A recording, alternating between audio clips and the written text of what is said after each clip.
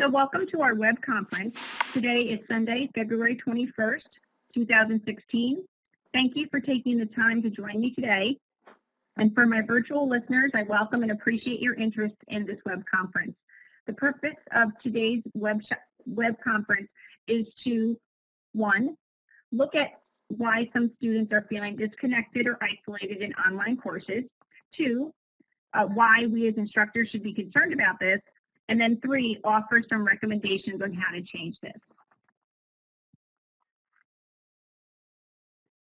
So after this presentation, you should be able to explain the reasons students feel isolated and disconnected in online courses, explain the outcomes of student isolation on online courses, and thirdly, list 2 strategies to make students feel part of the community in an online course.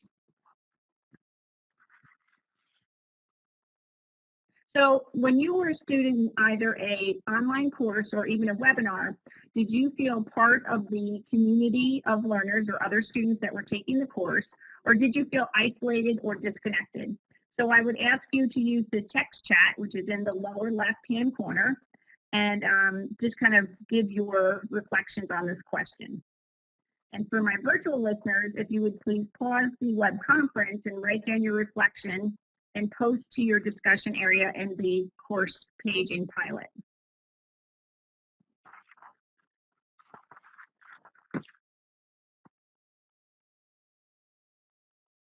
So I'm just going to wait and see what you guys came up with.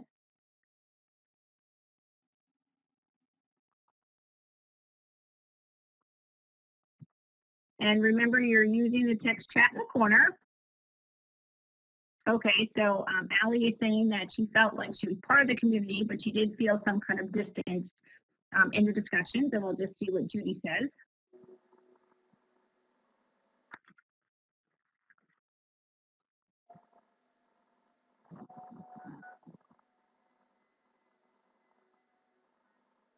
And I see Judy's typing. I'm just waiting for her response. Remember, you do have to hit enter at the end of your response to get it up.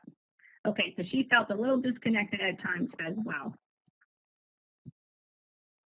So then the question becomes, as instructors, why do we need to be concerned about this? Can we actually change this? And do we need to even change this? And obviously, as we go through, hopefully you'll see that clearly the answers are yes, and then we'll explain how we should do this. So let me just change the polling.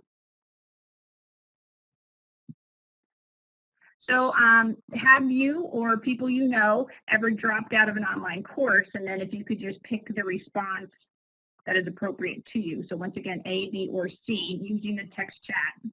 For my virtual listeners, if you would please post your response in your class summary.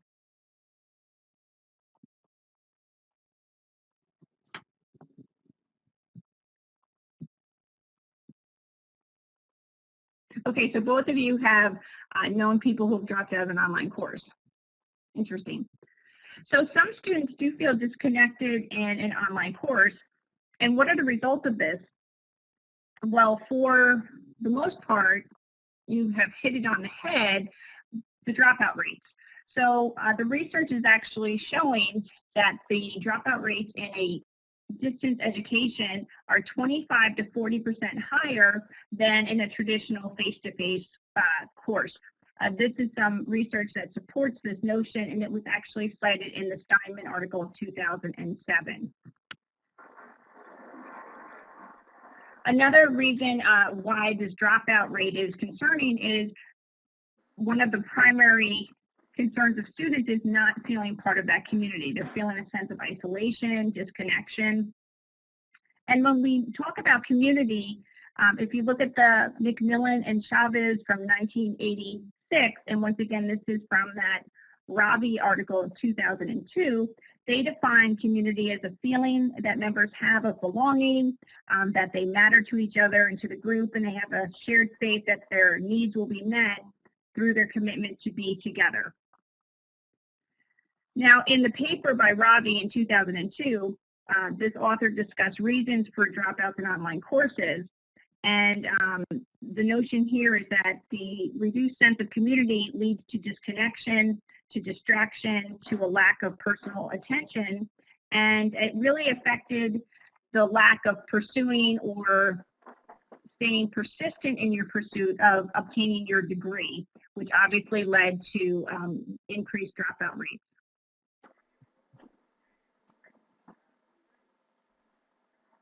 Another reason for the dropouts in online courses was if students experienced what we're calling a transactional distance that was rather large between themselves and the professor or themselves and other students. Once again, this led to negative feelings, and this could lead to them dropping out of such courses. When we talk about transactional distance here, we are talking about the perceived distance between elements in cyberspace, but here we are looking at it at instructor to student or students to other students. And once again, if it's large or if it's perceived to be large, students are more likely to drop out of the course.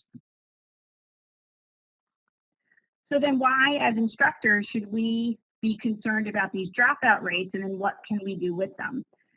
And one of the biggest issues is really increasing this sense of community that students have in online courses. There's a lot of research that's been done to demonstrate by increasing the sense of community in online courses what the outcomes are. So we're seeing increased student satisfaction levels. We're seeing an increase in likelihood to persist in college, to develop relationships with other people, and we're actually seeing dropout rates hopefully then decreasing based upon these other outcomes. We're also finding that it can actually help with retention, because a student may be attracted to a particular program at a university or college, but it's really the social environment that's motivating to them, that helps them to persist, and it really is that social integration that's really impacting the retention rate, so i.e. them not dropping out of the courses.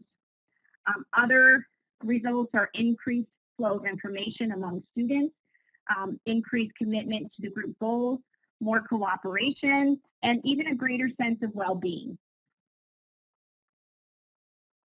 So then how do we increase this community in online courses? There's several different strategies or suggestions that we'll look at. So the first is using small group activities.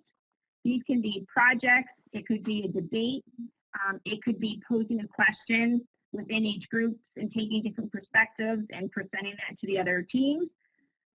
It can be the use of whiteboards where we share those results.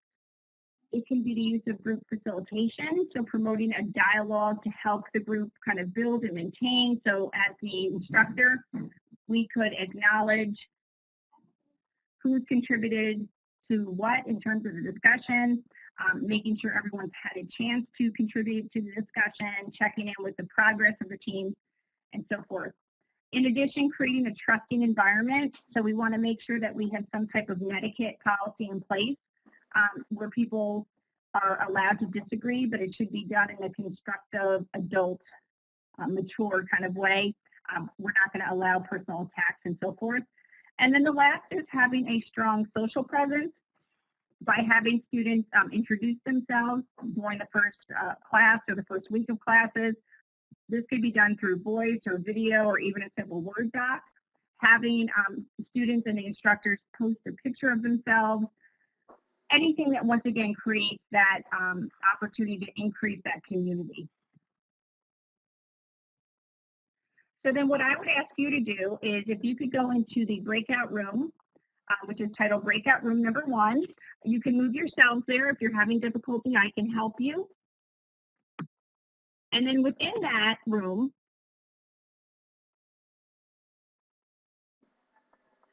you're going to have a case study, and then obviously if you could just answer that case study and then report back to us.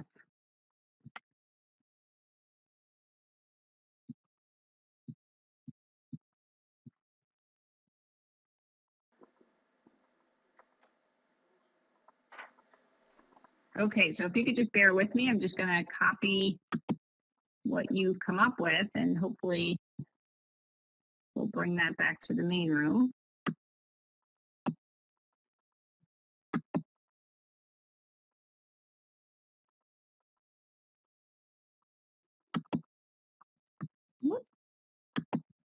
Just give me a second. All right.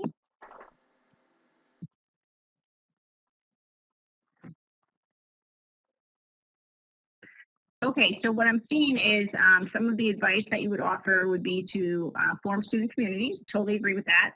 And if I could ask you, if you don't mind, if we could maybe just switch to video, so then that way you could kind of debrief and share your responses with the rest of us.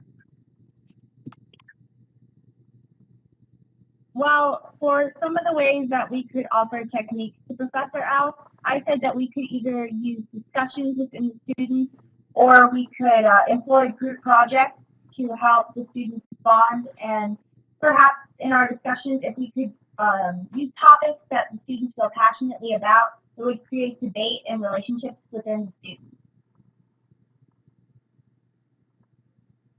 Great, thank you so much. Judy, do you have anything to add?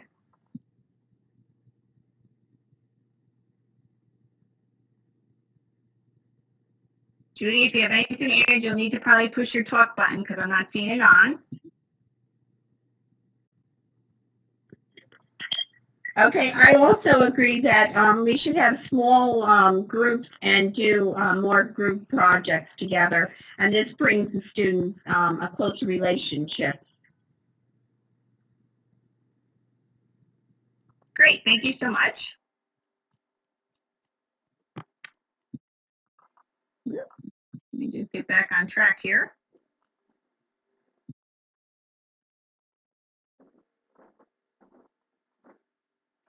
Okay, so obviously we need to incorporate different techniques that will help to maximize the feelings of community for our students, and we really need to focus on reducing that transactional distance in your courses.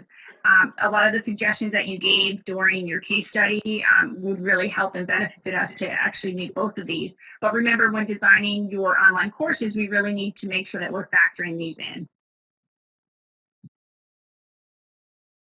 So that concludes this workshop. I thank you for your time. I know that for my virtual listeners as well, when you complete the case study, and once again, if you could post that within your class summary so we can get your ideas as well. I'm hoping that you'll incorporate a lot of the techniques that we've covered here. And then these, once again, are the referenced articles that we spoke about in this webinar. So thank you so much for your time, and I hope you have enjoyed it.